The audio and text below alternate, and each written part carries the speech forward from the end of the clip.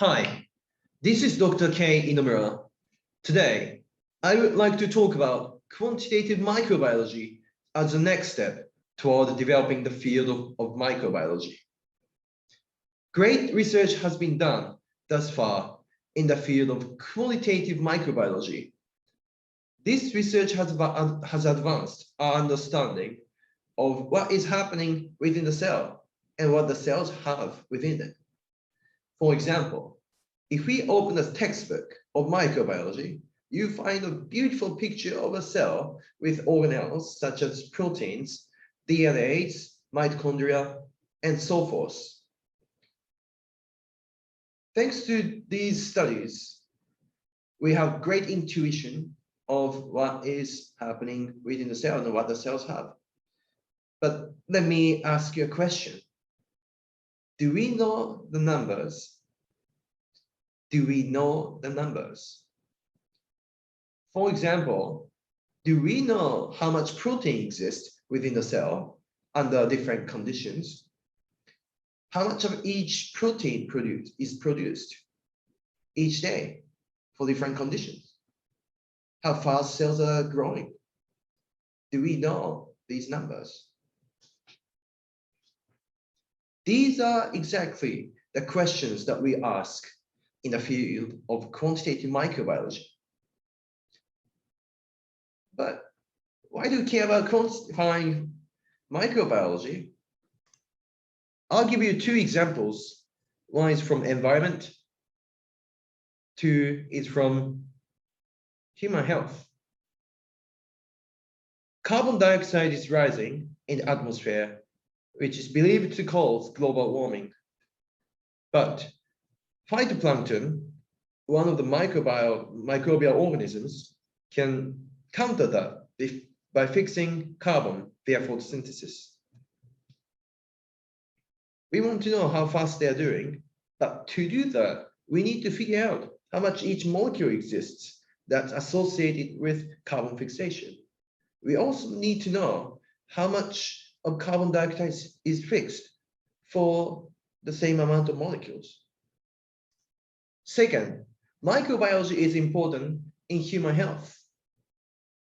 There are billions of microbiology within ourselves and producing good things and maybe not good things.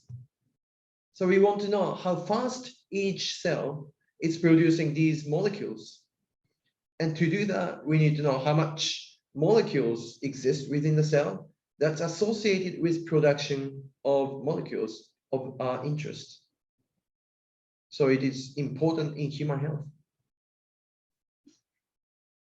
Hopefully, at this point, you resonate with me in the importance of quantifying microbial processes and quantities within the cell. But you may still have a question of how can we tackle these quantitative microbiology questions? I'll answer that here. In our research, we use advanced computer modeling that are based on data and theories, like this one. Data required in developing theories, and also they are required to test the model so that the model is realistic. But the good news is there are plenty of data available.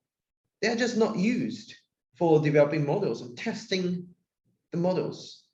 For example, there is a great deal of data for how much each protein exists within the cell under different conditions.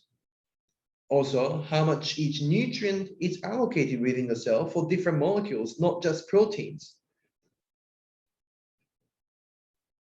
Finally, there are data of how fast cells are growing under different conditions.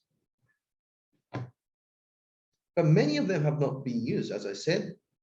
That means there is a great potential for the field of quantitative microbiology to grow. Once we develop such models based on data mathematical theories, we can predict things such as how much carbon dioxide is rising in the atmosphere, in relation to the level of photosynthesis that occurs within the cell, how much each molecule is produced every second within our body, and so forth. As we have lots of questions to ask in the field of quantitative microbiology and great deal of data available, this field has been developed and expanding rapidly. And I feel really excited about this. And I hope you too. If you do, and if you're interested in collaboration, please send me an email at inamura@uri.edu. Thanks for listening. I look forward to discussing quantitative microbiology with you soon.